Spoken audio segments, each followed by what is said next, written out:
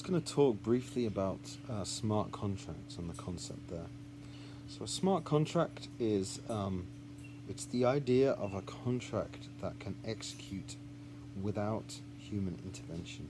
I think the first time smart contracts were conceived was by Nick Szabo, who's quite a big figure in the Bitcoin community, the early Bitcoin community.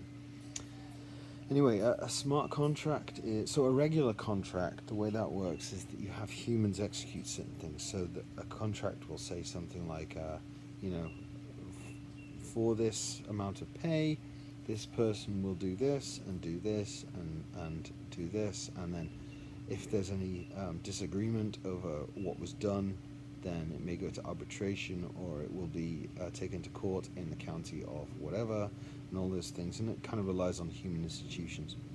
A smart contract is not. It's basically a contract that's executed not by humans but by computers. And systems like Ethereum attempt to execute those using blockchain systems, which is similar to Bitcoin.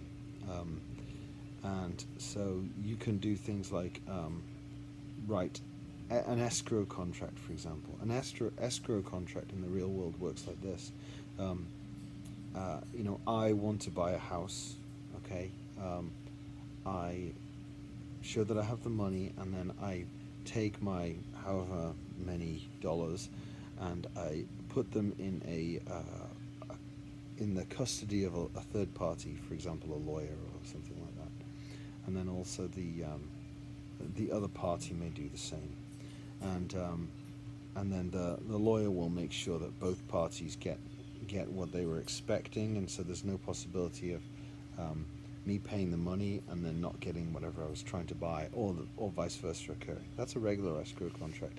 So a smart contract version of that would be that I send my money to a program, essentially, to an address on Ethereum, and someone else sends their money to an address on Ethereum, and then in the event that that all of the terms were agreed to, which maybe checking price or whatever, then a swap will be made, for example.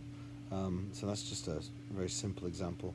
You can also have contracts called multi-signature contracts, which basically say that, okay, so said like $100 or something is controlled by not just one party, so 2 of 3 people have to sign a contract in order to spend this money, those kinds of things. There's a huge number of contracts that can be